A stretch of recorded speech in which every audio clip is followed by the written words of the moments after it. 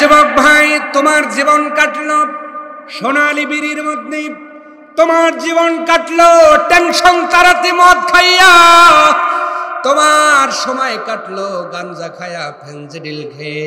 আর আব্দুল্লাহ জুলবাজাজাই নিজের টেনশন দূর করেছেন আল্লাহর কোরআন তেলাওয়াত করে। অতএব কোরআনটা তেলাওয়াত করার দরকার আছে না নাই? জোরে বলেন, আছে না নাই? করবেন তো ইনশাআল্লাহ? বলেন। এই যে রমাদান আসতেছে সামনে, বেশি বেশি করবেন, কারণ এক খতম দিলে ৭০ খতমের সওয়াব পাওয়া যাবে। সুবহানাল্লাহ। করবেন ইনশাআল্লাহ। আল্লাহ যেন আমাদের কোরআনওয়ালা হিসেবে কবুল করে, বলে না আমি। তাহলে ১ নাম্বার পয়েন্ট আমরা বুঝলাম, সম্পদের কারণে আল্লাহর শরণ থেকে আব্দুল্লাহ জুলবাজাজাইনের মতো আমরা আল্লাহর ইমানের প্রতি, আল্লাহর প্রতি, রিসালাতের প্রতি, নবীর রিসালাতের প্রতি ধাবিত হব, আঁকড়ে ধরব। কোন সম্পদের লোভ যেন আমাকে এই পথ থেকে বিপথে না নিতে। ইনশাআল্লাহ কি জোরে হবে না? ইনশাআল্লাহ। তাহলে আজ থেকে লোভ ছেড়ে দিবেন, অর্ধেক সমাজ ভালো হয়ে যাবে ভাই। শুধুমাত্র যদি লোভ ছেড়ে দেয়, এই মারামারি গুতাগুতি অর্ধেক ভালো। কারণ আজকে যত মারামারি কামড়া কামড়ে এই লোভকে কেন্দ্র করে। এ কয় আমি বড়, ও কয় আমি বড়, এ কয় আমার কথা কথা। এই টানা টানির ঠেলায় বাইরে বাড়িও আছে না নাই? লাগলে টাকা বাগে দেবো, না লাগলে একাই দেবো, লাগা দেখি। বললাম। অতএব লোভটা ছেড়ে দেন। যেই দুনিয়াতে আপনি চিরদিন থাকতে আসেন নাই, এটা মেহমান খানা। এই মেহমান খানা ছেড়ে যেতে একদিন রব্বুল আলামিন বলছেন, দুনিয়ার সম্পদ হলো তোমার মরিচিকা, এইটা দেখতে আছে, খাইতে নাই। ও মানুষ, তুমি ১,০০০ কোটি টাকা গুছিয়েছ, তুমি খেয়ে যেতে পারবা না। তোমাকে সব কিছু ফেলে দিয়ে কবরে যেতে হবে। কিন্তু তুমি যদি বৈধ পন্থায় উপায় না করে, উপার্জন না করে, অবৈধ পন্থা অবলম্বন করে সম্পদগুলো উপার্জন করো, তাহলে তোমার ওই সম্পদের কারণে কবরের মধ্যে আযাবে গ্রেফতার হতে হবে। ঠিক কিনা বলেন? তার মানে দুনিয়াতেও আপনি মানুষের কাছে খারাপ হলেন, দুনিয়াতেও মানুষের কাছে নিন্দিত হলেন, কবরে গিয়েও আপনি আযাবের সম্মুখীন হতে হবে। ঠিক কিনা? তাহলে এই লোভটা কি ছাড়া যাবে? ছাড়া যাবে? এবার আসতে বলছে, কে কে ছাড়বেন হাত দেখান তো। লিল্লাহে তাকবীর। এই ছোট ভাইয়ের এই অবস্থা দেখে বড় ভাই আর এলাকায় নাই। কি করলাম? ওর হুঁশ হয়েছে, উনি চলে গেলেন, যায় এক খেজুর গাছের উপর ভয়ে আতঙ্কে বসে আছেন। ইতিমধ্যে জাবের রাদিয়াল্লাহু তাআলা আনহু চলে আসলেন। আসার পরে ঘরের ভিতরে ছোট্ট সন্তান নাই। খবর নিয়ে যখন ঘরের পিছনে চলে গেলেন, উনি দেখতে পাইলেন গলা কাটা অবস্থায় ছোট সন্তানটা পড়ে আছে। এই সময় আমি আপনি হলে কি করতাম? কথা বলেন, কি করতাম? পুরা একটা এলাকাকে জানাইতাম, আর যারে দাওয়াত দিস তারেও জানাইতাম, হুজুর আসার দরকার নাই, কেউ অমুক আসার দরকার নাই। ঠিক কিনা কর? হযরতে জাবের কাপড়ের পটলার মধ্যে সন্তানটারে নিছেন, কিন্তু রক্ত এখনো চলমান। পুরো পটলা যেন রক্তের পটলা হয়ে গেছে। জাবেরের স্ত্রী বলছেন, স্বামী আমার, ছোট্ট সন্তানটারে সকাল থেকে দেখি না, তাড়াতাড়ি নিয়ে আসেন। ইয়াসিন ওয়াল কুরআনিল হাকীম।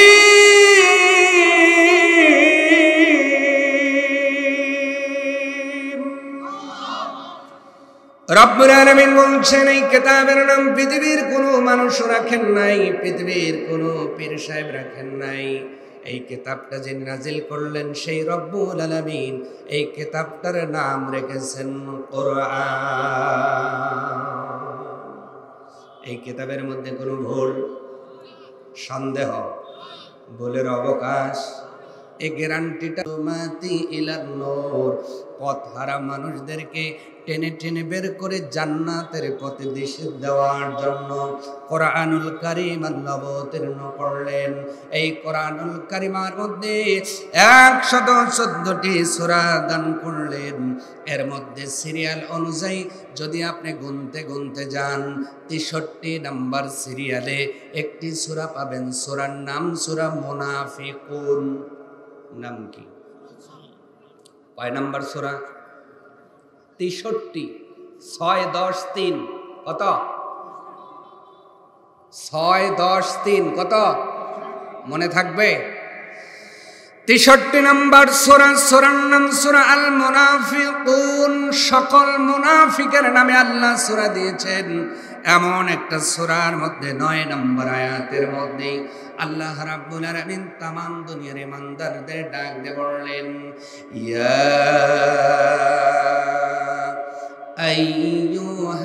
আইয়ুহাল্লাযীনা আমানু। রব্বুল আলামিন तमाम পৃথিবীর ইমানদারদের ডাক দিলেন। সব মানুষের ভিতর থেকে এক শ্রেণী মানুষদেরকে আল্লাহ ভালোবেসে আদর করে কোয়ালিফিকেশন করে শ্রেণী ভাগ করে বড় সম্মান দিয়ে ডাক দিয়ে বললেন, ওহে তোমরা যারা ঈমান আনয়ন করেছ, তোমরা যারা বিশ্বাস স্থাপন করেছ, তোমরা যারা আল্লাহরে মানো। তার মানে এই ওয়াজটা আল্লাহ সব মানুষদের জন্য করেন নাই। রব্বুল আলামিন এই আয়াতের মাধ্যমে শুধুমাত্র ঈমানদারদের জন্য এই আলোচনা করেছে। বাদামালা ভাই,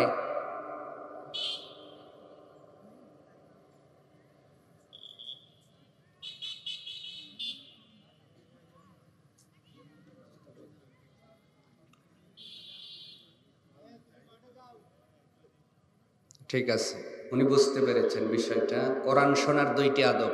আওয়াজ দিয়ে বলবেন কয়টা? যখন তোমাদের মাঝে কোরআন তেলাওয়াত করা হবে, ফাস্তামিউ লাহু ওয়া আনসিতু। প্রথমে চুপচাপ থাকো, এরপরে মনোযোগ দাও। কার কথা? আরো জোরে। মনোযোগ আছে তো না? বাদামের দিকে মনোযোগ? যদি হয় আমি মোনাজাত দেব। মনোযোগ কি আছে আপনাদের? থাকবে ইনশাআল্লাহ। মনোযোগ কোন দিকে? না বাদামের দিকে? ইনশাআল্লাহ বলেন, ইনশাআল্লাহ বলেন। তাহলে এই মাহফিলটা আমাদের জন্য কিছু বয়ে আনবে, সফলতা। যদি মনোযোগ না থাকে, ঘন্টার পর ঘন্টা বসে থাকলেও এই মাহফিল আপনাকে কল্যাণ বয়ে এনে দিবে। অতএব দুনিয়ার সব খেয়াল এখন বলে যেতে হবে। খেয়াল শুধু কোরআনের দিকে। কোন দিকে? কোরআন যিনি বলছেন তার দিকে। ইনশাআল্লাহ রাব্বুল আলামিন तमाम মানুষদের ভিতরে ঈমানদার বলে ডাক দিয়েছেন। এবার বলেন তো, ঈমানদার হওয়ার জন্য শর্ত আছে না নাই? আস্তে বলবেন না, জোরে বলেন, আছে না নাই? কি শর্ত আল্লাহ রাব্বুল আলামিন দিলেন? আর যারা জানেন আমার সঙ্গে একটু তেলাওয়াত করবেন। আমানতু বিল্লাহি ওয়া মালাইকাতিহি ওয়া কুতুবিহি ওয়া রাসূলিহি ওয়াল ইয়াউমিল আখির ওয়াল কদরি খাইরিহি ওয়া শাররিহি মিনাল্লাহি তাআলা ওয়াল বা'সি বা'দাল মাউত। জোরে বলা যাবে না সুবহানাল্লাহ? বলেন তো, ঈমানের শর্ত আমরা কয়টা পেলাম? এই 7টা বিষয় যারা মনে প্রাণে মেনে নিবেন তারা হলো ঈমানদার। কিন্তু আমাদের সমাজে ঈমানদার আছে, ঈমানদার বলে দাবি করে কিন্তু আইল ঠেলে। আপনাদের এলাকায় আইল ঠেলার লোক নাই? জোরে বলেন না কেন? আছে না নাই? ঈমানদার বলে দাবি করে ওজনে কম দেয়, ঈমানদার বলে দাবি করে খাদ্যে ভেজাল দেয়, ঈমানদার বলে নিজেকে দাবি করে কিন্তু ভাই ভাই দ্বন্দ্ব লাগায়। আপনার সুদও খায়, ঘুষও খায়, দুধের মধ্যে পানি মেশায়। ঠিকটাও ঠিকের মতো বলতে পারলেন না। ঠিক যে বললেন এটাও একটু ঠিকের মতো বলেন, আছে না নাই? তাহলে আমি আপনি কি পুরো ইমানদার হতে পেরেছি? পেরেছি কি? পারি নাই। মা বোনরা যারা এসেছেন এরাও ইমানদার দাবি করে না? কিন্তু দেখবেন যখন ঝগড়া লাগে রে বাপ রে বাপ, এমন ভাষা ইউজ করে, ওই ভাষা শুনে শয়তান দৌড় মারে। আছে না নাই? ভুল বললাম? আছে না নাই? যেই জবান দিয়ে ফাহিশা কথা বের হয়, ওই জবানের দোয়া আল্লাহর দরবারে কবুল হয় না। ও মা বোনেরা, আজকে আপনারা নিজেদেরকে বড় ইমানদার বলে দাবি করেন, কিন্তু ঝগড়ার সময় অশ্লীল বাক্য প্রয়োগ করেন, স্বামীর কথা মানতে চান না। রোজা যদিও করে কিন্তু নামাজের প্রতি গুরুত্ব নাই, এমন মহিলা আমাদের এলাকার মধ্যে আছে না নাই? সম্মানিত ভাইয়ের আমার, তাহলে ইমানদার হতে হলে 7টা গুণে গুণান্বিত হওয়া লাগবে। 7টা বিষয় আপনাকে অ্যাকসেপ্ট করতে হবে, মেনে নিতে হবে, তাহলে আপনি ইমানদার হবেন, মুমিন হবেন। এবার ইমানদার হওয়ার পরে রব্বুল আলামিন 2টা জিনিসের কথা নিষেধ করলেন। 1 নাম্বার আল্লাহ পাক বলছেন, লা তুলহিকুম আমওয়ালুকুম ওয়ালা আওলাদুকুম আন যিকরিল্লাহ। আল্লাহ রাব্বুল আলামিন বলছেন, বান্দা বান্দি শোনো, তুমি যখন ইমানদার হয়ে গেলা, মুমিন হয়ে গেলা, তুমি যখন নিজেকে বিশ্বাসী বলে দাবি করলা, তাহলে তোমাকে 2টা বিষয় আমি আল্লাহ সতর্ক করলাম। নাম্বার 1, তোমার সন্তান, তোমার সম্পদ। 2 নাম্বার হলো তোমার সন্তান। এই 2টা জিনিস যেন আল্লাহর স্মরণ থেকে তোমাকে গাফিল করে না দেয়। কার কথা? কয়টা জিনিস? 1 নাম্বার সন্তান। 1 নাম্বার কি? যদি আমার কথা শুনে থাকেন মেহেরবানি করে বলবেন। 1 নাম্বার কি? সন্তান। 2 নাম্বার সম্পদ। 1 নাম্বার সম্পদ, 2 নাম্বার সন্তান। কেন আগে পাশে বললাম? কারণ একটা মানুষ দেখলাম একটু তালে আছে, আপনারা তালে নাই, খেয়ালে আছে। হুজুর এখন যা বলবে সবই ঠিক না, হুজুরও ভুল করতে পারে। পারে কি পারে না? এই জন্য লোকমা দেওয়া শিখতে হবে ওয়াজের মধ্যে। আজকে ওয়াজের মধ্যে লোকমা হয় না বিদায় বক্তার সংখ্যা বাড়তেছে না কমতেছে?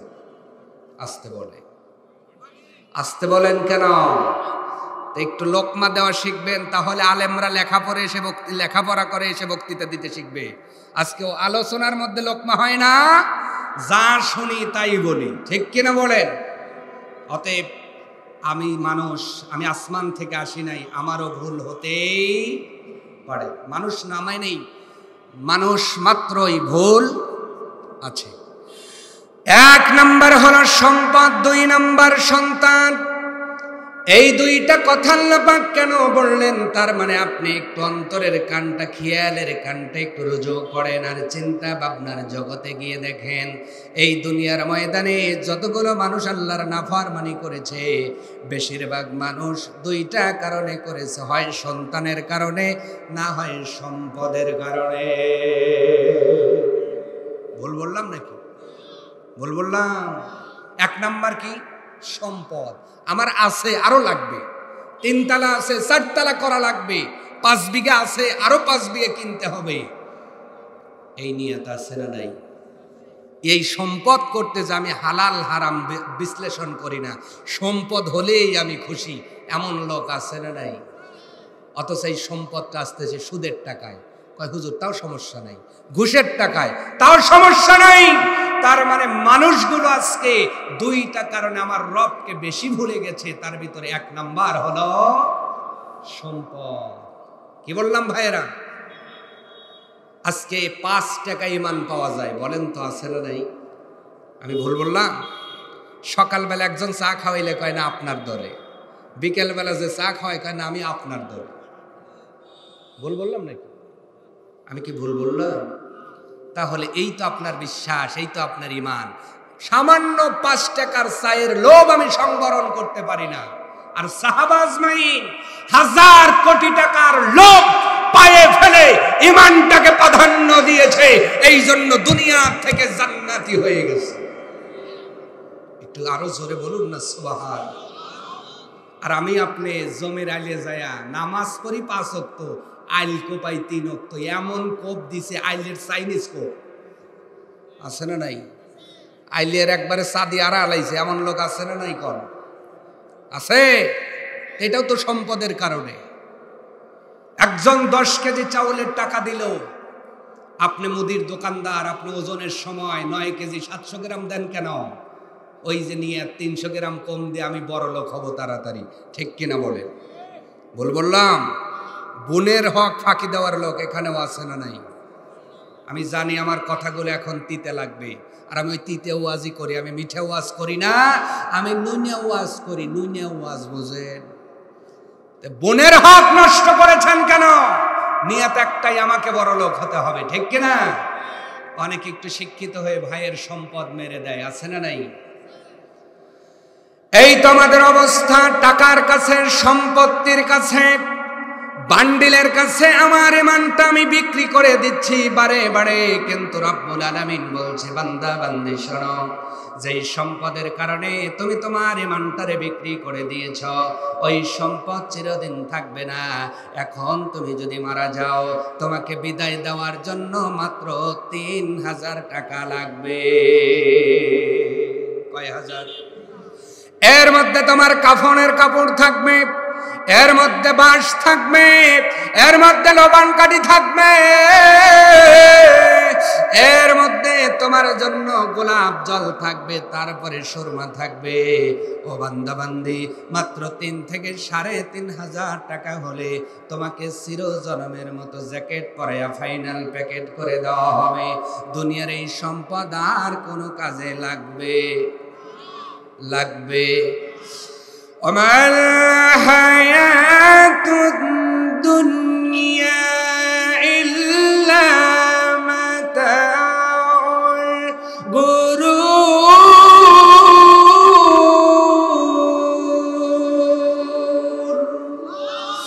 রব্বুল আলামিন বলছেন, দুনিয়ার সম্পদ হলো তোমার মরিচিকা, এইটা দেখতে আছে, খাইতে নাই। ও মানুষ, তুমি 1000 কোটি টাকা গুছিয়েছ, তুমি খেয়ে যেতে পারবা না, তোমাকে সব কিছু ফেলে দিয়ে কবরে যেতে হবে।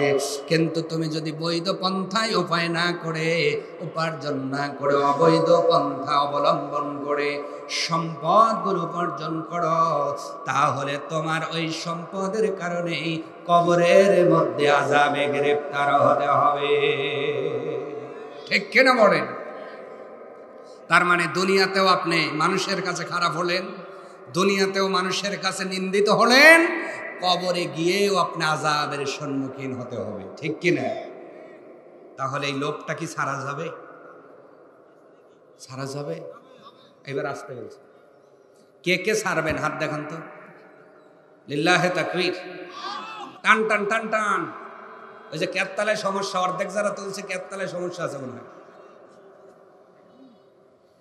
হাত না বান। মা বোনরাও তুলছে নাকি? হাত। মা বোনরাও তুলবেন, দেখাবেন যে আপনারাও সম্পদের লোভ ছেড়ে দিবেন। এইবার একটু পরীক্ষা করি, করব?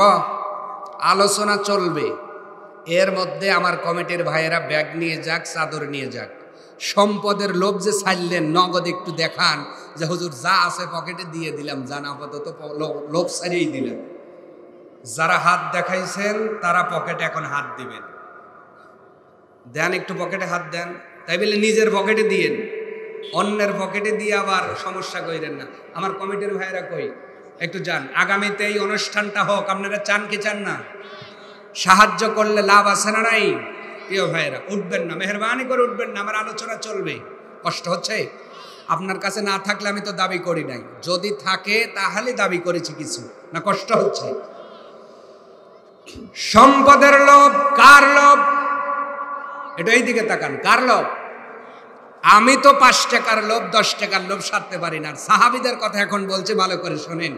উনি ইসলাম গ্রহণের পূর্বে নাম ছিল আব্দুল উজ্জা। নাম কি? আব্দুল উজ্জা তার নাম ছিল। এই লোকটা জন্মের পূর্বে তার বাবাকে হারিয়ে ফেললেন। মা বড় কষ্ট করে লালন পালন করলেন। চাচার কাছে বড় হয়ে গেলেন। এই দিকে একটু লক্ষ্য করবেন প্রিয় ভাইয়েরা, সাহাবীরা ঈমানের জন্য সম্পদটাকে দুই পায়ে মারিয়েছেন। সম্পদের চেয়ে ঈমানটারে বড় দামি মনে করেছেন। আমার ভাইয়েরা, আব্দুল উজ্জা ছেলেটার নাম এখনো মুসলমান হন নাই, কিন্তু নবীজি কলেমার দাওয়াত দেওয়া শুরু করলেন। এই মুহূর্তে ছেলেটা বড় হয়ে গেছে, বিবাহ করেছেন, চাচার কাছে লালিত পালিত হচ্ছেন। কষ্ট হচ্ছে কি আপনাদের? তাকে তো কি করেন কেন? গেলে দিবেন, যদি না যায় দেওয়ার তো দরকার নাই। এইদিকে একটু লক্ষ্য করেন প্লিজ। সামনে আমাদের আসরের নামাজ আছে, মেহরবানি করে একটু খেয়াল করেন। কষ্ট হচ্ছে কি? আব্দুল উজ্জা এখনো কলেমা পড়ে মুসলমান হন নাই, কিন্তু ওনার বাবার সম্পদ আর চাচার সম্পদ মেলা 1000 কোটি টাকার সম্পদ ওনার। চাচা ডাক দিয়ে বলল, ভাতিজারে, আমার তো সন্তান নাই, আমি মারা যাওয়ার পরে তোর বাবার সন্তান আর সম্পদ আর আমার সম্পদ তুমিই পাইবা। 1000 কোটি টাকার একটা টার্নওভার সম্পদের এক জায়গায় করা হলো, সম্পত্তি তার নামে লিখে দেওয়া হবে। এমন সময় ভাতিজা ডাক দিয়ে বলল, চাচাজি, আপনি তো আমাকে সম্পদ লিখে দিবেন, আগে শুনে নেন, আমি আরবি ধর্মী নাই, আমি গতকালই কলেমা পড়ে মুসলমান হয়ে গেছি। যে এই কথা বলছে, চাচা কয়, কি করলি? হ্যাঁ, এইগুলো কাজ হয়েছে, ছাড়ো ছাড়ো, কালেমা ছাড়ো। আব্দুল উজ্জা বললেন, চাচা যে আমার নাম নবীজি রেখে দিয়েছেন আব্দুল্লাহ। নাম কি? আব্দুল্লাহ আমার নাম দিয়েছেন নবীজি, আমি কলেমা পড়ে মুসলমান হয়ে গেছি। ওগো চাচা, এই কলেমা আমি আর ছাড়তে পারবো না। চাচা ডাক দে বলল, ভাতিজারে, 1000 কোটি টাকার সম্পদ তোমার নামে উইল করার জন্য রেডি হয়েছি। তুমি যদি কলেমা পড়ে কলেমাটা না ছেড়ে দাও, এই সম্পদ তোমাকে দেওয়া হবে না। কয় কোটি? কয় কোটি? আরো জোরে, কয় কোটি? 1000 কোটি না। এখন যদি 1 লাখ টাকার একটা বান্ডিল দেয়, অনেক ইমানদারের ইমান কু কু করবো, ঠিক কি? এখন নামাজ পড়ি তো ভালোই, কিন্তু এলাকার এমনও মাতবার আছে রাতের বেলায় বান্ডিল খায় বিচার করে, আছে না? আরো জোরে, যে দলের বান্ডিল বাড়ি বিচারটা তার পক্ষেই চলে যায়, কিন্তু রব্বুল আলামিনের সেই বান্দাগুলো ইমানের জন্য কি স্যাক্রিফাইস করেছেন। ডাক দিয়ে বললেন, চাচাজি, 1000 কোটি টাকা নয়, যদি এই মক্কাতুল মুকাররমার সব জমিন আমার নামে লিখে দেন, এরপরেও আমি কলেমাটা ছেড়ে দিব না, কলেমাটা ছেড়ে দিব না, আমি ঈমান হারা হয়ে যাব না। চাচা যে ডাক দে বলল, ভাতিজারে, তুমি তোর সম্পদ নিবা না ঠিক, কিন্তু যেই বাড়িতে থাকো এই বাড়িটাও তো আমার নামে, এই বাড়ির মধ্যেও তোমাকে জায়গা দেওয়া হবে না। আব্দুল্লাহ ডাক দে বললেন, চাচাজি, এই বাড়ির মধ্যে থাকতে দিবেন না, ঠিক আছে, আমি চলে যাব। এবার চাচা ডাক দে বলল, আব্দুল্লাহ রে, তুমি চলে যাবা ঠিক, আমার বাড়ি ছেড়ে দিবা, সম্পদ ছেড়ে দিবা, তাও ভালো কথা, কিন্তু তুমি যে তোমার গায়ে যেই পোশাকটা পরে আছো, ওটাও তো আমার টাকায় কেনা, এই সম্পদ আমার সম্পদের কেনা, এই জামাটা তোমার গায়ে আর রাখা যাবে না। আব্দুল্লাহ ডাক দিয়ে বললেন, চাচাজি, বাড়িতে একটা রাখাল রাখলেও তো ময়া হয়, ঠিক কিনা বলেন? হয় না? হয় না? ও চাচা, দীর্ঘদিন পর্যন্ত আপনার বাড়িতে থাকলাম, আপনার হুকুমে কাজ করলাম, আমি কি পাও না? কিছুই পাই না গো চাচা। যদি কিছুই না দেন আপাতত পরনের এই পোশাকটা দিয়ে দেন। চাচা বললেন না, নাই কলেমা ছাড়বা, নাই পোশাকটা ছেড়ে দিবা। আব্দুল্লাহ টেনে টেনে পোশাকটা খোলে। ও এলাকার মুসলমান, অন্তরের কান লাগাইয়া দিল দিয়ে একটু কথাটা বোঝার চেষ্টা করেন। শুধুমাত্র কলেমা পড়ার কারণে, ঈমান আনার কারণে 1000 কোটি টাকার থেকে শুধু বঞ্চিত করলেন না, নিজের পরনের পোশাকটা পর্যন্ত খুলে নিচ্ছেন। আব্দুল্লাহ টেনে টেনে পোশাক খোলে আর চোখের পানি ফেলায় কান্দে, আসমানের দিকে তাকায়, ডাক দে বলো, আসমানের মালিক, তোমার কলেমার জন্য, তোমার কলেমা তাওহীদি কলেমার জন্য, ঈমান আনয়নের কারণে 1000 কোটি টাকার সম্পদ 2 পায়ে মারাইয়া দিলাম। আমার চাচা তাও খুশি হয় নাই, আমার এই পরনের জামাটাও খুলে নিতে চায়। দিলাম গো, কারণ আমি আব্দুল্লাহ এই দুনিয়ার পোশাক ছেড়ে দিতে পারি, ঈমানের পোশাক কখনো ছেড়ে দিতে পারি না। খুলে দিলেন।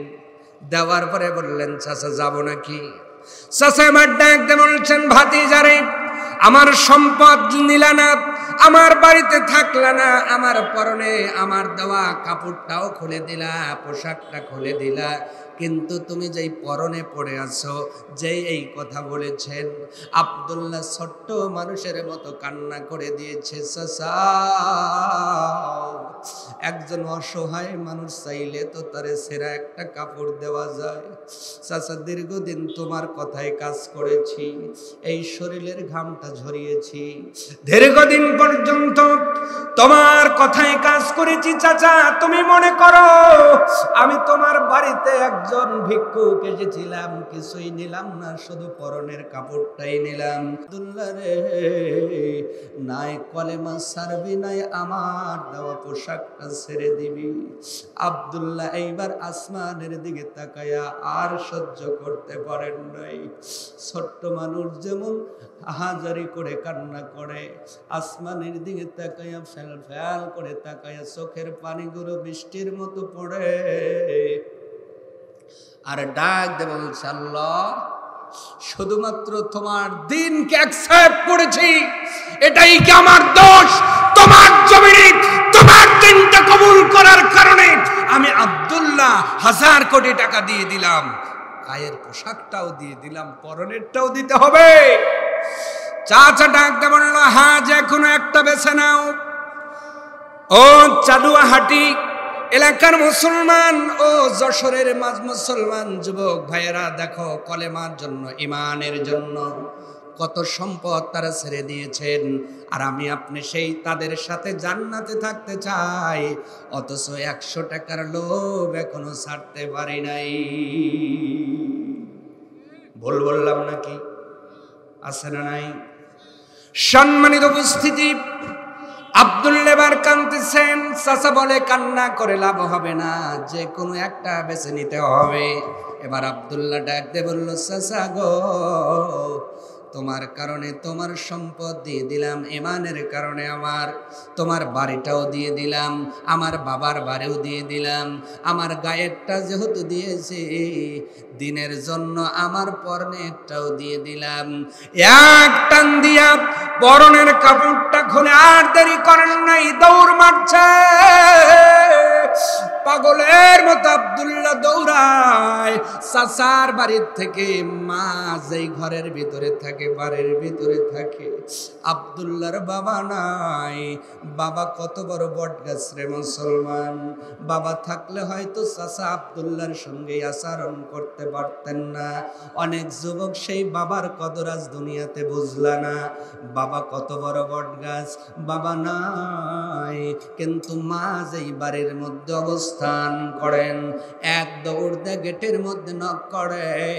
জনম দুঃখী মা গেট যখন খুলতে চায়, আব্দুল্লাহ ডাক দে বলে, মা গো না, গেট খুলবা না, আমি গেট খুইলা তোমার সামনে দাঁড়ানোর অবস্থায় নাই রে বা।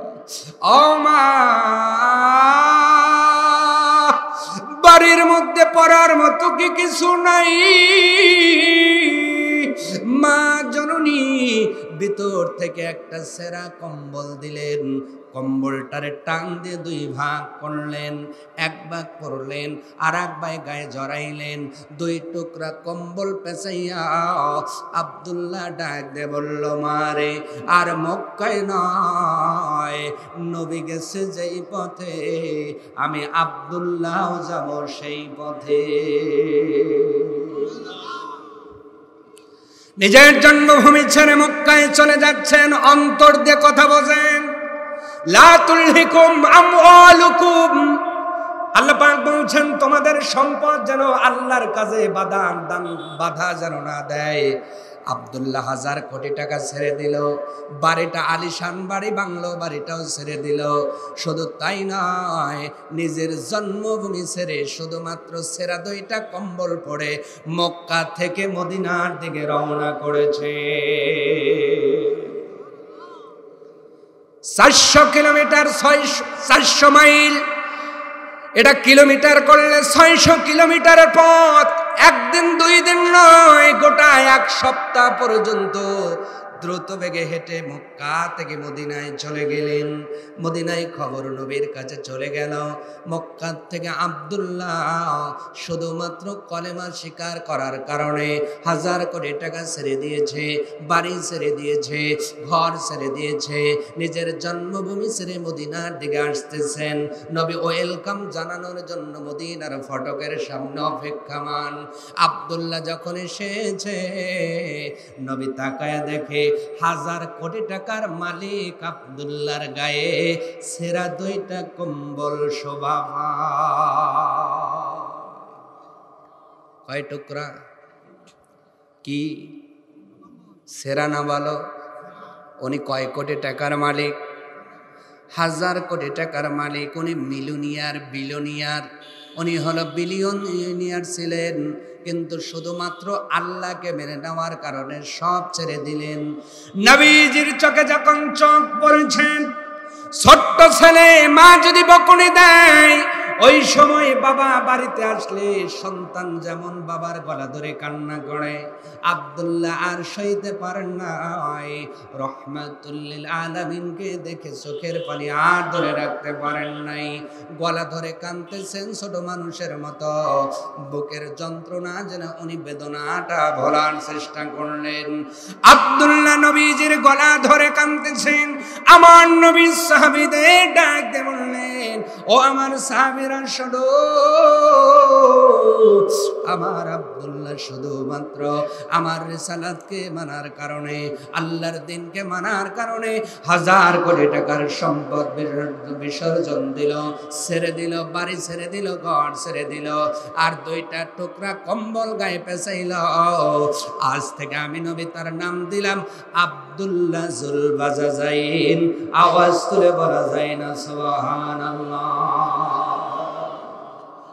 নবী কি নাম দিলেন?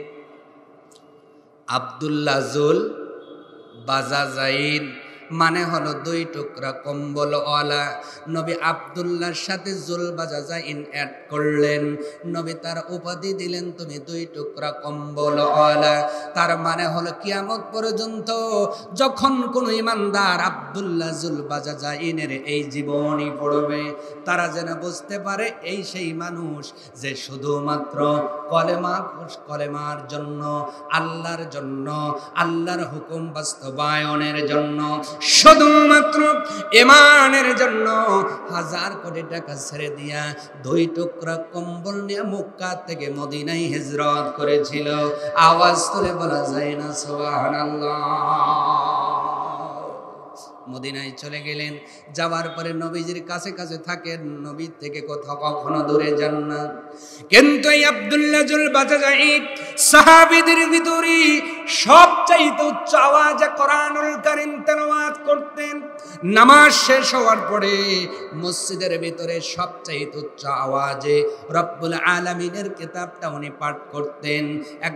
একদিন কয়েকজন সাহাবী গিয়ে নবীজির কাছে অবজেকশন দিলেন, ইয়া রাসূলুল্লাহ, আপনার আব্দুল্লাহ জুল বাজাজাইন এত উচ্চ আওয়াজে কোরআন তেলাওয়াত করে, তার তেলাওয়াতের আওয়াজের কারণে অনেক মুসলমান নফল নামাজে দাঁড়াইলে তার মনোযোগটাই ছুটে যায়। আপনি একটু বইলেন, আপনার এই সাহাবীটা যেন একটু তার আওয়াজটা নিচু করে। নবী বললেন না, আব্দুল্লাহর ওইটা বইল না। আব্দুল্লাহর কলিজার মধ্যে যে আঘাত লেগেছে, আব্দুল্লাহ আল্লাহর কোরআন পড়ে সেই আঘাতটা ভুলে যাও। জোরে বলবেন না সুবহানাল্লাহ। এখান থেকে আরেকটা জিনিস বুঝে যান, অন্তরে আঘাত লাগলে কোরআন পড়লে আঘাত দূর হয়। টেনশন হলে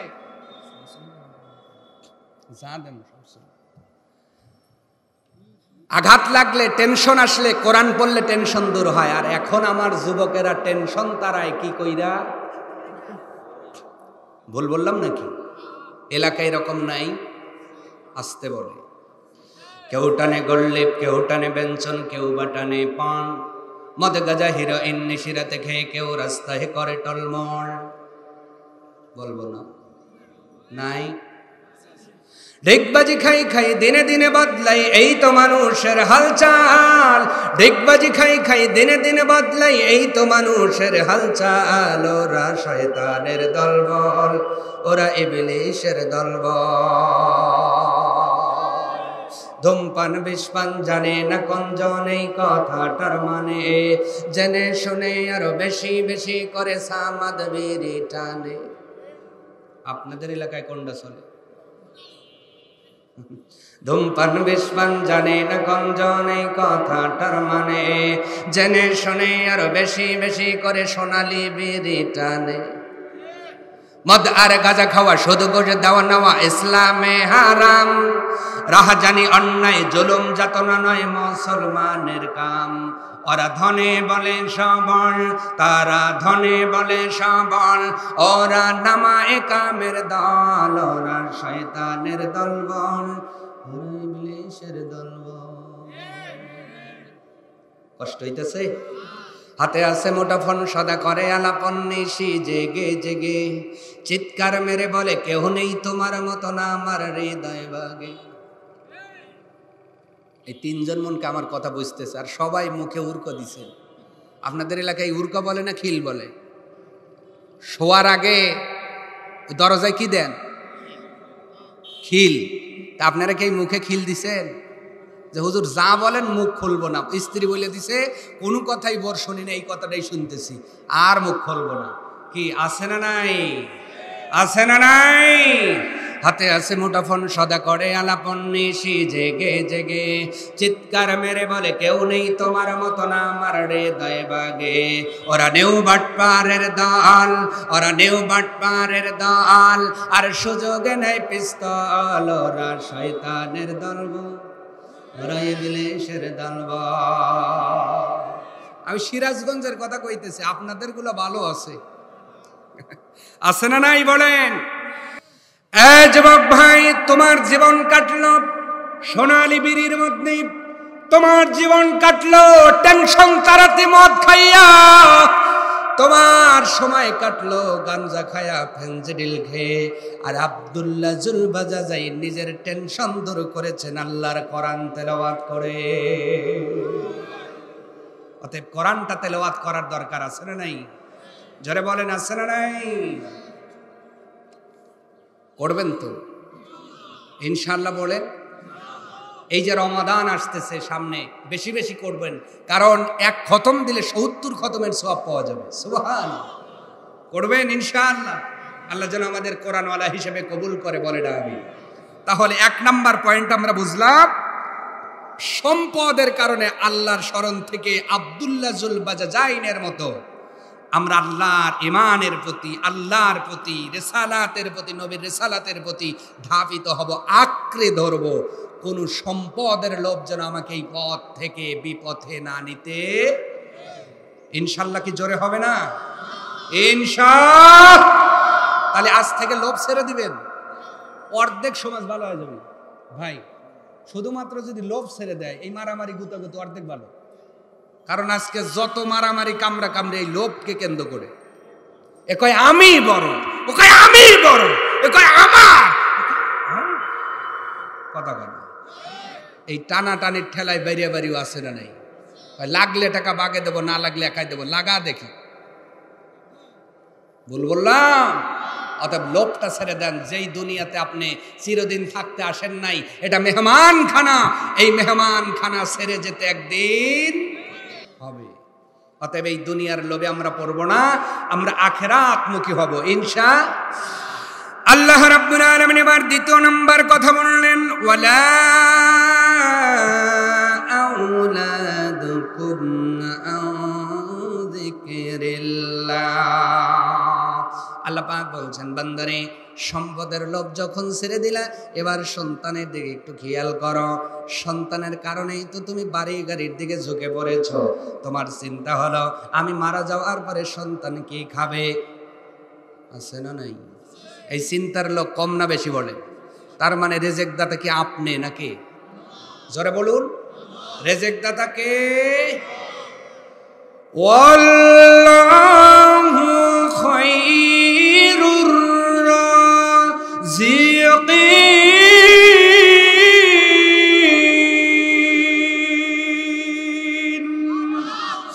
রব্বুল আলামিন বলছেন, আমি হলাম উত্তম রেজিক দাতা। তুমি এটা মনে করো না তোমার ছেলের জন্য 1 কোটি টাকা রেখে দিলেই সে খেতে পারবে না। ওই যে তুমি ইমানের শর্তের মধ্যে তুমি 6ষ্ঠ নাম্বার বলেছ, আল কদরি খায়রিহি ওয়া শাররিহি মিনাল্লাহি তাআলা। ভাগ্যের ভালো মন্দ আল্লাহর পক্ষ থেকে আসে। এই ভালো মন্দের মধ্যে যদি তোমার সন্তানদের নসিবে ভিক্ষার থালা আমি আল্লাহ লিখে রাখি, 3 কোটি টাকা দিয়ে গেলেও আর ভিক্ষা করাই লাগবে। কথা কয় না? এই জন্য আমার কথা হলো, সন্তানের জন্য সম্পদ নয়, সন্তানকেই সম্পদ বানায়া যান। কথা কি বুঝলেন? আই রিপিট, আমি আবার বলছি, সন্তানের জন্য সম্পদ নয়, সন্তানকেই সম্পদ বানিয়ে যান। কথা বুঝলেন কি? যে আমি আমার ছেলের জন্য 3 কোটি রেখে যাব না, যে জমি আছে প্রয়োজনে তা বিক্রি করে ওকেই ভালো একটি ইউনিভার্সিটিতে, একটি মাদ্রাসায়, একটি প্রতিষ্ঠানে পড়িয়ে, বিদেশে মদিনা ভার্সিটিতে, আজহার ইউনিভার্সিটিতে পড়িয়ে ওকেই সম্পদ বানান। মারা গেলে আপনারও লাভ, ওরও লাভ। কিন্তু ওর জন্য 3 কোটি টাকা গোছাইতে যায় আপনি যান সম্পদ কামাইতে, ও যায় গাঁজা খাইতে। কথা কয় না? তাহলে এই 3 কোটি টাকা খরচ করতে আর 2 বছরও লাগবে না। ভুল বললাম নাকি? ভুল বললাম আমি? অতএব সন্তানের জন্য সম্পদ নয়, সন্তানটাকে সম্পদ বানাতে শেখেন। খুশি হবেন কি? তাহলে আজ থেকে যারা ছেলের জন্য সম্পদ ইনকাম করতেছেন বাদ দেন, কারণ এইটা করে দুইজনেরই ক্ষতি হইতেছে। একদিকে আপনি দুনিয়া আখেরাত ভুলে যাচ্ছেন, নামাজ হচ্ছে না, রোজা হচ্ছে না, জিকির হচ্ছে না, আল্লাহকে স্মরণ হচ্ছে না। অন্যদিকে আপনার ছেলেটাও মানুষ হচ্ছে না। কবরে যায় এই টাকার কারণে আপনি খাবেন বাটাম পেটার, ও খাবি গাজা, আর আপনার হবি সাজা। ঠিক কিনা? দুনিয়াতেও খাবি গাজা, আর কবরে আপনার হবে সাজা। লাভ কি হলো? অতএব সম্পদটা ওর জন্য না, ওকেই সম্পদ বানানোর চিন্তা করেন। আল্লাহ যেন প্রত্যেকটা সন্তানকে সম্পদ হিসেবে কবুল করেন। আমি সকলের জন্য দোয়া করছি, জোরে বলেন আমিন, আরো জোরে বলেন আমিন। এবার সম্পদ করতে গেলে সন্তানের কি কি বৈশিষ্ট্য অর্জিত করা লাগবে, ওই বিষয়ে একটা ক্লাস দরকার ছিল। ওই দিকে যাওয়ার সময় হবে না, যেহেতু নামাজ আমাদের সামনে। তাহলে সন্তানের চিন্তা আমাকে যেন আল্লাহ এবং রসুলের পথ থেকে এতটুকু সরিয়ে না দেয়, এই দিকে খেয়াল রাখবেন তো? রাখবেন তো? কেমনে রাখবেন? এটারও একটি উদাহরণ দিয়েই আজকের আলোচনা শেষ হবে ইনশাআল্লাহ। কষ্ট হচ্ছে আপনাদের? যদি বলেন আমি কেন জিজ্ঞেস করতেছি, আমি আপনাদের এলাকায় প্রথম এসেছি, আপনাদের কাছে আমি কষ্ট দিয়ে যাব, আমি এইরকম ছেলে নই। আমি আপনাদের এই জন্য বারে বারে জিজ্ঞেস করছি, যদি কষ্ট হয় বলেন, আমি মোনাজাত দিব। আপনাদের কি জামাতে হবে না? এটা ঘোষণা দিছেন? এনারা কি জানে 4:30 এখানে জামাত হবে? মসজিদ অথবা এখানেই 4:30 জামাত হবে, মানে 4:30 মধ্যেই ক্লোজ করে এখানেই জামাত হবে। যারা এই জামাতে নামাজ পড়তেছেন, একটা দিন বড় একটা জামাত হবে ইনশাআল্লাহ। আমি অবশ্যই তার পূর্বে সময় দেব ওযু করার জন্য। ওযু করে এখানে জামাতে নামাজ পড়ে আমরা যদি যাই, খুশি হব না ভাইয়েরা? একসাথে এত বড় জামাতে হয়তো ঈদ ছাড়া অনেক আমরা অনেকেই একত্রিত হতে পারি না, ঠিক কিনা? আজকে একটা সুবর্ণ সুযোগ এসেছে, এলাকার মানুষগুলো একই সাথে আমরা এক জায়গায় নামাজ পড়ব ইনশাআল্লাহ। তাহলে একটু সময় দিবেন। আর যদি বলেন না হুজুর আমাদের ছেড়ে দেন, আমরা মসজিদেই পড়ব, আমরা এখানে জামাত করব না, তাহলে আমি মোনাজাত দিব না। কমিটি নির্ধারণ করেছে 4:30টায় এখানে জামাত হবে। এবার আপনারা তো উপস্থিত, পরামর্শ নিচ্ছি, আপনারা কি এটা চান? যদি চান তাহলে একটু সাহায্য সহযোগিতা করতে হবে প্রিয় ভাইয়েরা, না কষ্ট হবে আপনাদের? আমার মা বোনদের কাছে গিয়েছিলেন ব্যাগ নিয়ে? হ্যাঁ, মা বোনরাও একটু দিয়ে শরিক হবেন। আমি আপনাদের জন্য কিছু কথা বলবো অল্প সময়। দেখেন সন্তানের মহাব্বত কেমন করে ছাড়তে হয়, সন্তানের চেয়ে নবীর কথা যে বড়, কেমন করে সাহাবীরা পালন করেছেন। সাহাবীটার নাম হযরতে জাবের রাদিয়াল্লাহু তাআলা আন। এই নবীর সাহাবী নবীজিকে বারে বারে দাওয়াত দেন, নবী কবুল করেন না। একদিন হঠাৎ করে নবী দাওয়াত কবুল করে ফেললেন, সুবহানাল্লাহ। তাহলে সাহাবীদের বাড়িতে নবী যখন যাবেন, সাহাবীরা খুশি কম না বেশি? কম না বেশি? আমার ভাইয়েরা, ভাই তো লিখে চলে গিয়েছে, আলহামদুলিল্লাহ। আমার ভাই লিখে গিয়েছেন শিরক সম্পর্কে কিছু বলবেন। শিরক সম্পর্কে কি বলবো? শিরক হলো এমন একটা জিনিস, যেই জিনিস যদি বিন্দু থেকে বিন্দুতর আপনার অন্তরে থাকে, কোন ইবাদতই কবুল হবে। এবার শিরক কি? আল্লাহর সাথে সমকক্ষ কাউকে মনে করা। যেমন আপনাকে কেউ বলল ভাই কেমন আছেন, বললো ভাই ভালোই আছি, এবার জমিতে 40 মণ হারে ধান হইছে, তাই বেঁচে আছে। এমন বলার লোক আছে না নাই? আছে না নাই? আপনি এটা কথার মাধ্যমে শিরক করেছেন। কথার মাধ্যমে কি করেছেন? শিরক করেছেন। আমরা মনে করি অনেকেই ক্ষমতার উৎস জনগণ। আমি আপনাকে বোঝানোর জন্য বলছি, কোনো প্রকার দেওয়ার জন্য বলি নাই, কোরআন হাদিস থেকেই বলছি। তাবারাকাল্লাযী বিয়াদিহিল মুলক, সূরা মুলকের প্রথম আয়াত খুলে দেখেন। যদি না পান এখন ধরে জিভা কেটে দিবেন, কোনো সমস্যা নাই। যদি আপনি এইটা ধারণা রাখেন আর বিশ্বাস করেন, আপনি কিন্তু শিরকের মধ্যে আছেন। আল্লাহ আমাদেরকে এই জাতীয় শিরক থেকে হেফাজত করুন। আমরা পড়ছি আমিন। আমার ভাইয়েরা, 2 নম্বর হলো সন্তানের কথা বলতেছিলাম। সন্তানের মহাব্বত ছেড়ে দিয়েছেন সাহাবীরা নবীর কথা মানতে গিয়া, আল্লাহর কথা মানতে গিয়া। আর আমি সন্তানকে এত পরিমাণ ভালোবাসি, সন্তানের ভালোবাসার কারণে আমিও অন্যায়ের মধ্যে, আল্লাহর নাফরমানের মধ্যে নিমজ্জিত হয়ে যায়, ঠিক কিনা? আমার ভাইয়েরা, সাহাবীটার নাম হলো হযরতে জাবের। নাম কি? হযরতে জাবের রাদিয়াল্লাহু তাআলা আন নবীকে দাওয়াত দিলেন। দাওয়াত নবী গ্রহণ করলেন। হযরতে জাবের বড় আনন্দিত হলেন। বাড়িতে গিয়ে স্ত্রীকে বললেন, আমার স্ত্রী তুমি শোনো, নবীজি দাওয়াত কবুল করেছেন, আগামী সকালে আমার বাড়িতে আসবেন সাহাবীদের নিয়ে। বাড়িতে একটা ছাগলের ছানা ছিল। নবীজি দাওয়াত গ্রহণ করেছেন। স্ত্রী বললেন, আমার স্বামী আপনি শোনেন, আমি বলেছি শুধু নবীকে দাওয়াত দিবেন, আর আপনি সব সাহাবীকে দাওয়াত দিলেন। ছোট্ট একটা ছাগলের বাচ্চা আছে, এই দিয়ে কয়জনের খানা খাওয়ানো যাবে? হযরতে জাবের বললেন, আমার বিবি তুমি শোনো, আমার নবীকে আল্লাহ এত ভালোবাসেন, আমার ইমানের উপরে, নবীর উপরে, আল্লাহর উপরে বড় ইয়াকিন আছে, বিশ্বাস আছে, আমার আল্লাহ তার নবীর মানটাকে কখনো নিচু করবে না। তুমি প্রস্তুত হও। উনিও প্রস্তুত হলেন। হযরতে জাবের প্রস্তুত হলেন। সকালবেলা বড় সন্তান আব্দুল্লাহকে ডেকে তুললেন। আব্দুল্লাহ ওঠো। ওনার কয় সন্তান? জোরে বলুন, কয় সন্তান? 2 সন্তানের মধ্যে যিনি বড়, আব্দুল্লাহর ডাক দিলেন, আব্দুল্লাহ রে। আব্দুল্লাহ যখন উঠলেন, ওনাকে নিয়ে বাবা আর ছেলে মেয়ে ওই খাসিটাকে জবাহ করলেন, বানালেন, সুন্দর করে গোস্তটা বানিয়ে দিলেন, কোটাকুটি করা হলো। ওনার স্ত্রীর কাছে দিয়া হযরতে জাবের বাড়ি থেকে বাহির হয়ে গেলেন। কিছু সময় পরে হযরতে জাবের রাদিয়াল্লাহু তাআলা আনহু এর ছোট্ট ছেলের ঘোমটা ভেঙে গেল। কিন্তু উনি এই ছোট্ট ছেলেটা প্রত্যেকদিন সকালবেলা উঠে ওই খাসি, মানে সেই খাসি, যেই ছোট খাসি, এর সাথে একটু খেলাধুলা করতে। বলেন তো এমন সন্তান আমাদের এলাকাতেও আছে না নাই? বিড়াল ভালোবাসে, ছাগলের ছা ভালোবাসে, আছে না নাই? জাবের রাদিয়াল্লাহু তাআলার ছোট ছেলে ওই খাসিটাকে বড় মোহাব্বত করে। সকালবেলা ওইটা খোঁজে, কিন্তু খাসি নাই। কি নাই? বড় ভাই আব্দুল্লাহর ডাক দিয়ে বলছে, ভাই রে, আমার খাসিটা কোথায় গেল বলো। এবার বড় ভাই ডাক দিয়ে বলে, তোমার খাসিটাকে আব্বা জবাই করেছে। কোথায় জবাই করেছে? ঘরের পিছনে নিয়ে গেল, যায় দেখে গর্ত করা আছে, কাঠটাও দেওয়া আছে।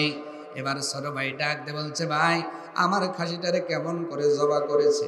বড় ভাই বলছে, তাহলে তুমি শোয়াইছে, খাসিটা যেমনি শুইছে ওরেও শোয়াইছে। ও তো ছোট মানুষ, একেবারে বড় না। ছোট ভাই ডাক দিয়ে বলছে, ভাইরি আমি শুইলাম, এইবার তুমি দেখাও কেমন করে আমার আব্বা আমার খাসিটারে জবাই করেছে। বড় ভাই না বোঝার কারণে ছোট ভাইয়ের গলার উপরে যখন ছুরি চালায় দিছে, বলেন তো ধারালো ছুরি যদি চালানো যায়, গলাটা আছে না কেটে গেছে? শুধু কেটে যায় নাই, গলা কাটা মুরগির মতো ছটফট ছটফট করে দুনিয়ার থেকে বিদায় হয়ে যাচ্ছে। এই ছোট ভাইয়ের এই অবস্থা দেখে বড় ভাই আর এলাকায় নাই। কি করলাম? ওর হুঁশ হয়েছে। উনি চলে গেলেন, যায় এক খেজুর গাছের উপর ভয়ে আতঙ্কে বসে আছেন। ইতিমধ্যে জাবের রাদিয়াল্লাহু তাআলা চলে আসলেন। আসার পরে ঘরের ভিতরে ছোট্ট সন্তান নাই। খবর নিয়ে যখন ঘরের পিছনে চলে গেলেন, উনি দেখতে পাইলেন গলা কাটা অবস্থায় ছোট সন্তানটা পড়ে আছে। এই সময় আমি আপনি হলে কি করতাম? কথা বলেন, কি করতাম? পুরা একটা এলাকাকে জানাইতাম, আর যারে দাওয়াত দিস তারেও জানাইতাম, হুজুর আসার দরকার নাই, কেউ অমুক আসার দরকার নাই। ঠিক কিনা কর? হযরতে জাবের কাপড়ের পটলার মধ্যে সন্তানটারে নিছেন, কিন্তু রক্ত এখনো চলমান। পুরো পটলা যেন রক্তের পটলা হয়ে গেছে। জাবেরের স্ত্রী বলছেন, স্বামী আমার ছোট্ট সন্তানটারে সকাল থেকে দেখি না, তাড়াতাড়ি নিয়ে আসেন। হযরতে জাবের যখন সেই পটলাটা তার কোলের মধ্যে তুলে দেয়, জাবেরের স্ত্রী বলেন, স্বামী আমার চাইলাম সন্তান দেন, রক্তের পটলা। হযরতে জাবের বলে, প্রাণের বিবি রে, এর মধ্যেই তোমার ছোট্ট সন্তান ঘুমায় আছে। বিবি কান্না করবে। ও মহিলারা, তোমাদেরকেও বলছি, সন্তানের কারণে নামাজ যারা ভুলে গিয়েছো, সন্তানকে খাওয়াইতে যাইয়া নামাজের কথা যারা ভুলে যাও, সন্তানের দেখভাল করতে যাইয়া রোজার কথা যারা ভুলে যাও, তাদের জন্য বলছি। হযরতে জাবেরের স্ত্রী এবার যখন কান্না করবেন, হযরতে জাবের বলেন, বিবি খবরদার, তোমার মন কাঁদবে, কোন আওয়াজ করা যাবে না। রাহমাতাল লিল আলামিন আমার বাড়িতে আসবে। আর আমার আল্লাহ বলেছে, মা আতাকুমুর রাসূল ফাখুযুহু, নবী যা এনেছেন তা শক্ত করে ধরো। আমার নবী রিসালাত নিয়ে এসেছেন, সে রাহমাতাল লিল আলামিন আমার বাড়িতে আসবেন। আমার বাড়ি বড় ধন্য হয়ে যাবে। আমার নবী আসার পরে যদি তোমার চোখে পানি দেখে, নবীজির মনটা বড় খারাপ হয়ে যাবে। এই জন্যই তো নবী হাদিসের মধ্যে বলেন, লা ইউমিনু আহাদুকুম হাত্তা কুনা হাব্বা ইলাইহি মিন ওয়ালিদিহি ওয়া ওয়ালাদিহি ওয়ান নাসি আজমাইন। আমার ভাইরা বলবো ঠিক আছে। ভাইরা, নামাজ সন্নিকটে, যদিও কিছু বলা এখনো বাকি ছিল, মা বোনদের নিয়েও কিছু বলার দরকার ছিল, ঠিক কিনা? মা বোনদের দুইটি ওয়াজ, কয়টি বলেন তো? বলবো দুইটি। যেই দুইটি কারণে মহিলারা জাহান্নামে বেশি যাবে, নাউজুবিল্লাহ বলেন, আরো জোরে বলেন। এটা আমি বলি নাই, বলেছে মুহাম্মাদুর মিরাজের রাত্রিতে নবী জাহান্নাম পরিদর্শন করে দেখলেন আকসারু মিনান নার, মহিলারা অধিকাংশই জাহান্নামে। নাউজুবিল্লাহ বলে, মহিলারা অধিকাংশই। নবী যে হাদিস বর্ণনা করে বললেন দুইটা কারণে তারা বেশি জাহান্নামে যাবে। এই দুইটা কারণ কি বলবো? এখানে বউ বেঁচে আছে, স্ত্রী বেঁচে আছে, কার কার হাত দেখান তো। আমারও আছে, আমারও আছে, মেলা মানুষের বউ আছে। তাহলে ওয়াজ আপনাদের জন্যই, দেখেন তো আপনাদের গুলার ভিতরে এই দুইটা দোষ আছে কিনা। বলবো কি, এই মহিলারা নামাজ পড়ে, পর্দা করে, হজও করে, যাকাত দেয়, দান সদকাও করে, কিন্তু দুইটা দোষ আছে। কয়টা? এই কারণে তারা বেশি জাহান্নামে যাবে। বলবো? নবী বলছেন 1 নাম্বার, ওই মহিলারা নামাজ পড়েও, পর্দা করেও, দান করেও জাহান্নামে যাবে যারা দুনিয়াতে সাপে বেশি,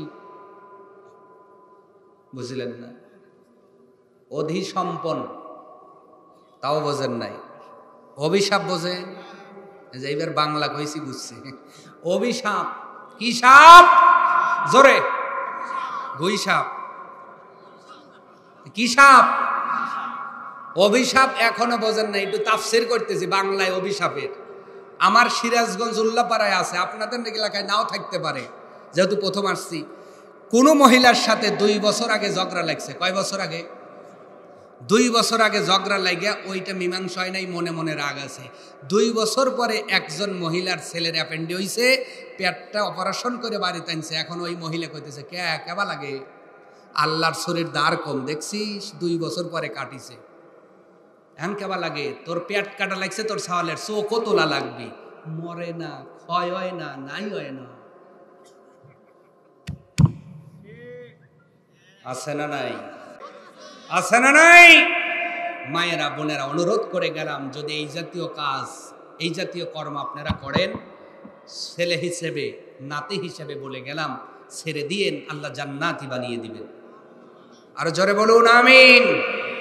2 নাম্বার বলবো কি, এইবার আপনাদের পক্ষের ওয়াজ, যারা স্বামী আছেন, কাদের পক্ষে? নবীজি বলছেন 2 নাম্বার, ওই মহিলারা জাহান্নামে যাবে যারা দুনিয়াতে বিয়ার পরে স্বামীর না শুকরিয়া আদায় করে। নাউজুবিল্লাহ বলেন। এইরকম মহিলা আপনাদের এলাকায় কি আছে? কেমন করে দেখেন তো। আপনি এখান থেকে আপনাদের সবচেয়ে ভালো বড় হাট কোনটা? হ্যাঁ, কেশবপুর সবচেয়ে বড় হাট। ওই হাটে গিয়েছেন, একটা শাড়ির দোকানে আপনার নজর পড়েছে। আপনি চিন্তা করলেন এই শাড়িটা অমকের মা বা আমার স্ত্রী পরলে এত ভালো লাগবে, মনের একটা আশা নিয়ে ওই শাড়িটা কিনা ফাইন করে এনে রাতে হাতে দিছেন, বিবিরে এই শাড়িটা একটু পইরা দেখায়ও, আমি মন থেকে কিনছি। কিন্তু অনেক, সবাই খারাপ তা বলছি না, অনেকেই ভালো আছেন। কিছু কিছু মহিলারা এমনভাবে রিয়েক্ট করে, স্বামী যেই হাতে দিছে কই বেদ্রাস হইছে, দেখতে কালার কি। আছে না নাই? আছে না নাই? তার মানে শাড়ি দিলে মেয়েদের পছন্দ হয় না, জুতো কিনে দেয় স্বামী, তাও পছন্দ হয় না, আপনার হেজাব কিনে দেয় তাও পছন্দ হয় না, বোরকা কিনে দেয় তাও পছন্দ হয় না, বাতের চাল কেনে তাও পছন্দ হয় না। ভুল বললাম নাকি? ওটা আর বেশি দূর না, আলু কিনে আনলেও পছন্দ না। দেখ তো কি কিনছে, কইলাম দেশি আইনো, আবার দেশি আনলে কইলাম অলেন্ডার আইনো, কথা কয় না।